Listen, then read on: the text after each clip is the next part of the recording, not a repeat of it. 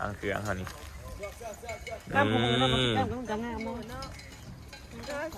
อยู่นอนคุมือยังงามเนาะอ้าวทักทายสบายดีพี่น้องยามเสาร์วันศุกร์ทุกคนเนาะตอนนี้เขากำลังมาล่ออาบน้ำเนาะทุกคนเราติดต่อขึ้นใหม่รู้ว่าน้ำบ่นาก็ต้องหวานแล้วบ่อาบอีได้อีนี่บ่อาบน้ำเดี๋ยวบ่อาบเดียวมือที่สองพี่น้องเอ้ยบ่อาบน้ำมีแต่เราเบาโอ้บ่ซาฟ้าทาเล่นคิวน่ะอันนี้ห้องว่างอยู่ดิเปิดบ่ได้เนาะหนาหมอกแม่นเหรออ๋อทุกคนตอนนี้เขากำลัง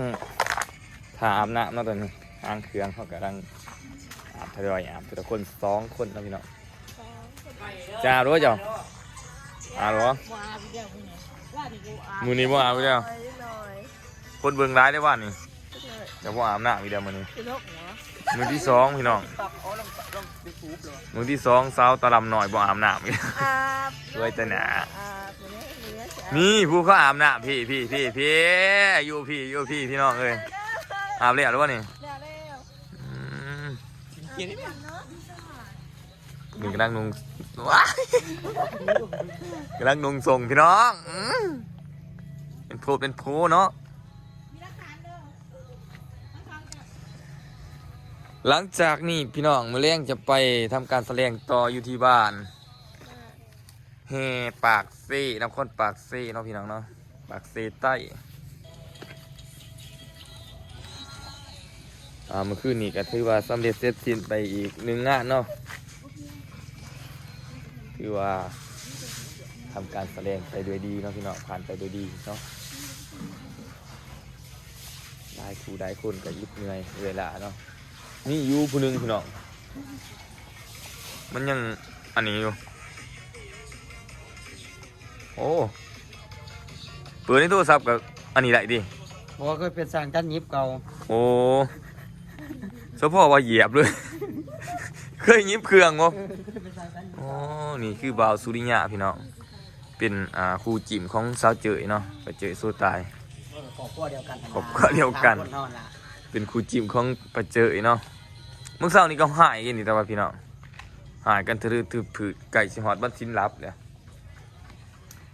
บ่ทันได้ไปจับใส่นักเด็กไปสาวเนาะโอ้ยอาบน้ำก่อนโอกาสกูอาบน้ำแน่หายกูรุกกันแล้วตอนนี้สภาพบ่ทันอาบน้ำพี่น้องสภาพบ่ทันอาบน้ำเนาะอาบน้ำแน่พูดรอแน่ก็มาเอายูทูบกันสำหรับมือกล่องก็ยังบ่ทันได้อาบคือกันเนาะทุกคนมือกล่องไปอาบคือกันจังได๋ยังสิไปอาบพี่น้องมือกล่องนี่อาบทุกงานเด้อพี่น้องเด้อที่พกโปะเนาะก็ก่อนได้เนาะเดี๋ยวสิอัปเดตให้เบิ่งตอนอาบน้ำเดี๋ยวพี่น้องส่วนนางสาวฝาเนาะก็มาคุบหมูแล้วพี่น้องสงสัยปวดท้องนักแห้งเด้ค่อยไอที่นาของน้ำอัลบั้มชุดใหม่จะได้กับท่านออกเนาะโอ้อาบน้ำพึ่งเถอะนี่กันนึงอีกเนาะโอ้กำลังเติบโตเป็นสาวพี่น้อง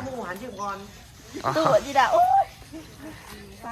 กำลังใหญ่ขึ้นมากเนาะพี่น้องเนาะ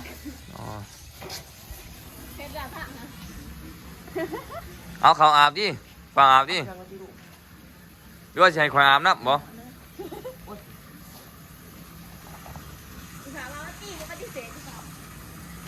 ป่าใส่ใบอาบน้ำบ่อาบกันว่ามันเหลวล่อคิวพี่น้องว่าสิหอดคิวอาบน้ำทางนั้นมวนติ้วบ่เลยอาบน้ำกันเต้นเซยเต้นสิเบิ้ง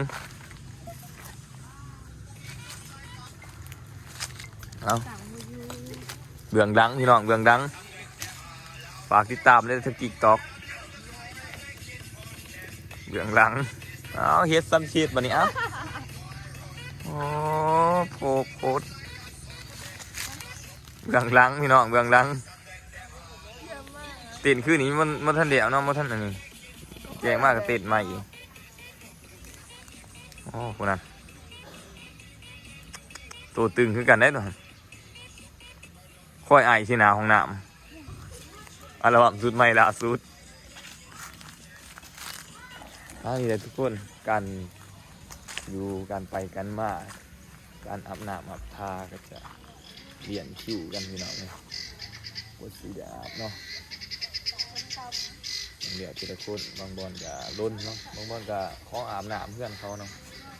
ยามสองอาบน้ำอาบทาจะมีเหือมีแหนเนาะเอานั่งสองสามคนเลยพี่น้องเรียนคิวเอาเลยบัดเต้นตอนนั้นมาทันพอเอาไม้อีกพี่น้องเต้นไม้เฮ็ดซ้ำที่เฮ็ดมาเนี่ยโอ้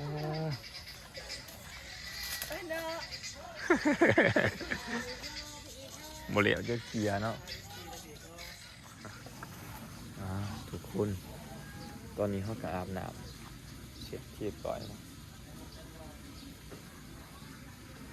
กาเกียมกินข้าวกินน้ำเลยอย่าเอาเดินทางต่อนะทุกคนปลาไซกันแล้วเลยคือกันเนาะทุกคนปลาไซใช้จุ้มจิ้มกันแล้วเนาะตอนนี้กำลังทาบหิวอยู่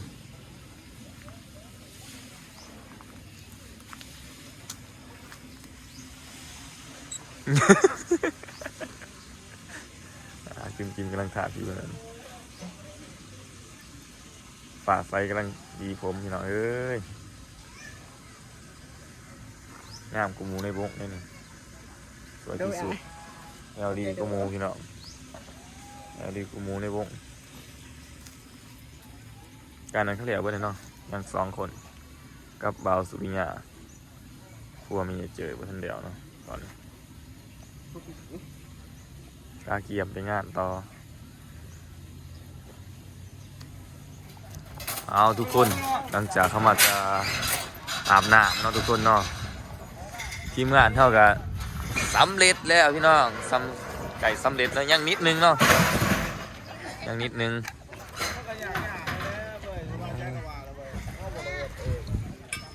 บ่าวสุริยะนี่กะแต่งตัวรอเลยดิแล้วดิเนาะอาบน้ำอาบทาเลยเอาดิเนาะแต่งตัวแล้วเลยดิมันสิมีอยู่ผู้นึงเนาะพี่น้องสิมีอยู่ผู้นึง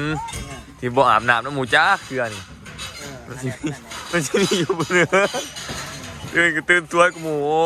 โอ้ยกระเวนดินนักได้ขึ้นดินนักขึ้นนี่โอ้ครับบดนักแค่บดยังบดนอนบ่นั่งโอ้เมื่อไหร่วะโอ้ยระวังง่วงชนเดี๋ยวได้มาเวกเป็นสาวพี่น้องมาเวกเป็นสาวกันมาเอาชิไม่ให้เบิ่งหลังจากแต่งหน้าแต่งตาโอ้สวยสดมนงามตะบ้าอ่างเครื่องเขานี่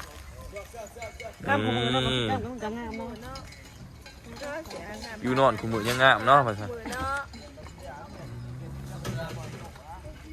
ขณะที่เราทำหนาได้นะขณะที่เราหนาอยู่หนางามเนาะอยู่นอนงามโอ้พี่น้องฟังเอาเด้อพี่น้องอยู่นอนงามมันแมนอยู่บ่อยู่นอนงามเอาพี่น้องหลังจากอาบน้ำอาบทาแล้วก็มาคอยน้องที่นาถาดเนาะพี่น้องเนาะอัลบั้มสุดใหม่เนาะคอยน้องที่นาถาดพี่น้องสังดีโอ้ยคอยน้องที่นาถาดพนมอันนี้มันเป็นถาดพนม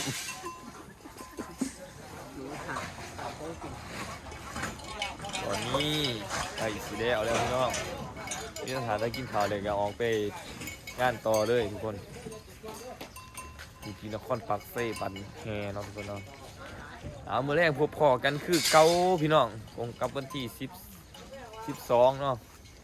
เดือน3พอกันคือเก้าอย่าลืมอย่าพลาดด้วยพี่น้องด้วยสำหรับผู้ใดติดตามทั้ง Facebook ก็มีเนาะ YouTube ก็มีทั้งเพจ TikTok มีครบสุดเนาะพี่น้องเนาะยังบ่ทันมีแต่อันนั้นเนาะเบฟเนาะไก่นั่นนี่เบิดแล้วเนาะเอาไว้กันกดนั่นกดแสะเนาะอย่าลืมมาลันคลิปด้วยพี่น้องด้วยลันคลิปเนี่ยเนาะขอบใจทุกคนเนาะขอบใจ FC ทุกคนเด้อที่เขามาลันคลิปให้กับบ่าวผู้วงเนาะขอบใจ